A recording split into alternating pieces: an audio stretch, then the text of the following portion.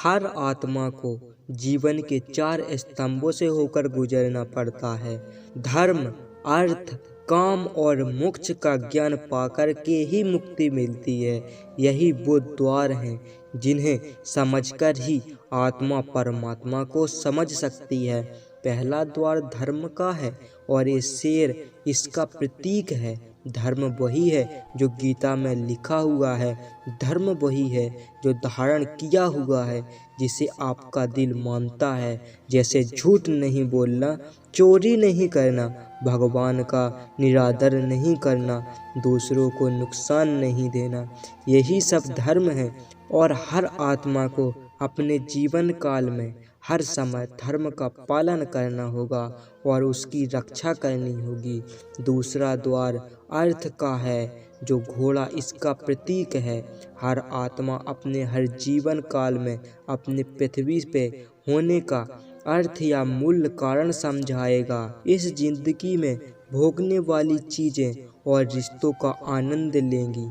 अच्छा बेटा, अच्छी बेटी, अच्छा भाई या अच्छी बहन, अच्छा पति या अच्छी पत्नी बनके हर दुनियावी रिश्ते पर खरी उतरेगी और इसी परीक्षा को पास करेगी। तीसरा द्वार काम का है। भागवत गीता समझाती है कि हर मनुष्य के अंदर काम, क्रोध, लोभ, मोह, अहंकार और ईर्ष्या जैसी 6 भावनाएं हमें अपने और दूसरों के प्रति नुकसान पहुंचा सकती हैं। इन भावनाओं को हर मनुष्य को हमेशा अपने नियंत्रण में रखना होगा, क्योंकि इनके बहाव में किया हुआ कोई भी काम हमारे जीवन भर की परेशानी का कारण बन सकता है। और एक आत्मा असंतोष और सादगी से इस भावनाओं पर हमेशा के लिए विजय पा सकती है। चौथा स्तंभ मोक्ष का है और हाथी इसका प्रतीक है। इस परीक्षा रूपी जीवन में हर मनुष्य हर समय कुछ इच्छाएं रखता है। कुछ इच्छाएं एक ही जन्म काल में पूरी हो जाती हैं, पर कुछ अधूरी रह जाती हैं और उनके पूरा होने के लिए आत्मा को वापस पृथ्वी पर आना पड़ता है। भागवत गीता समझाती है कि हर इच्छाएं के मूल कारण है हमारे पृथ्वी पर वापस आने का, और अगर हम कोई भी इच्छा न रखें तो हम इस जीवन और मृत्यु से मुक्त हो सकते हैं। ये द्वार माफ़ी का भी है। जिन्होंने आपके साथ बुरा किया उसको माफ़ करके, और जिनसे आपने बुरा किया उनसे माफ़ी मांगकर मुक्ति पाई जा सकती है। जब तक आत्माएं इन 4 दरवाजे धर्म, अर्थ, काम और मोक्ष को समझ नहीं लेती, तब तक इस आत्मा को बार बार मनुष्य के रूप में आना ही पड़ेगा। परीक्षा का समय खत्म होते ही आत्मा शरीर और अन्य सब वस्तुओं का त्याग कर देती है। जो भी संसार में रहकर बनाया वो अब किसी और का होगा, और आत्मा अपने कर्मों के फैसले के लिए चली जाती है। आत्मा के अच्छे बुरे कर्म का हिसाब होता है। अपने अच्छे कर्मों के लिए आत्मा कुछ वक्त के लिए स्वर्ग और दुष्कर्म के लिए नरक चली जाती है। नरक में आत्मा को अपने पापों के अनुकूल सजाएं मिलती है, पर सजा खत्म होने के बाद आत्मा को फिर से एक नया शरीर और नया दिमाग मिलता है। इस परीक्षा में फिर से बैठने के लिए, और हर परीक्षा में वही सब फिर दोहराया जाता है।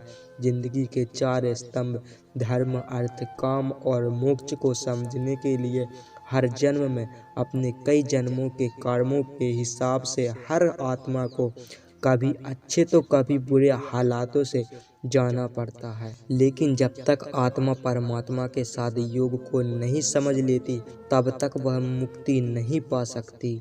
भागवत गीता समझाती है कि मनुष्य अपने शरीर, दिमाग या दिल से भगवान को पा सकता है।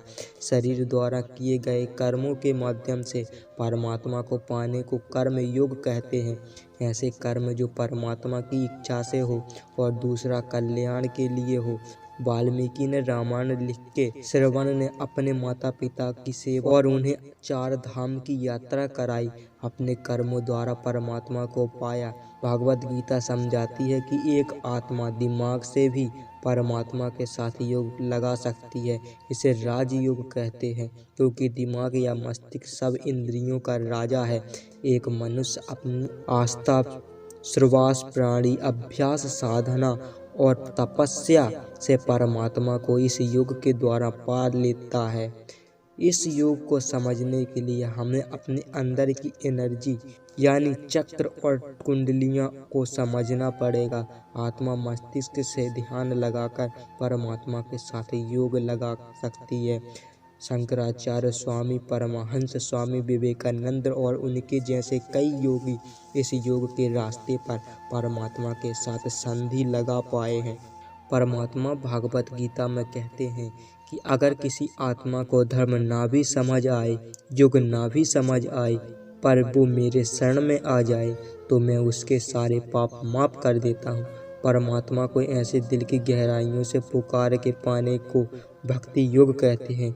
चैतन्य महाप्रभु, मीराबाई और भगवान हनुमान इस योग के सबसे बड़े उदाहरण हैं। लेकिन कभी आत्मा अपने होने का मूल कारण भूल के धर्म का उल्लंघन करके या पाप के रास्ते पर निकल जाए तो उसे ठीक करने के लिए परमात्मा को खुद किसी रूप में पृथ्वी पे जन्म लेना पड़ता है। तो मित्रों, आपको अपने जीवन के असली मायने समझ में और परमात्मा के साथ योग लगाने, अगर आपको यह भागवत गीता का सार पसंद आया है तो वीडियो को एक लाइक करके अपने दोस्तों को भी इस वीडियो को शेयर करें, जिससे वो भी कुछ नया सीख सके। तो वीडियो पसंद है तो वीडियो को लाइक करके इसी प्रकार के और भी वीडियो पाने के लिए चैनल को सब्सक्राइब करके बेल आइकन को ऑल पर जरूर सेलेक्ट कर ले, जिससे आप तक सबसे पहले नोटिफिकेशन पहुंच सके। तो मिलते हैं फिर नेक्स्ट वीडियो में, जब तक के लिए बाय।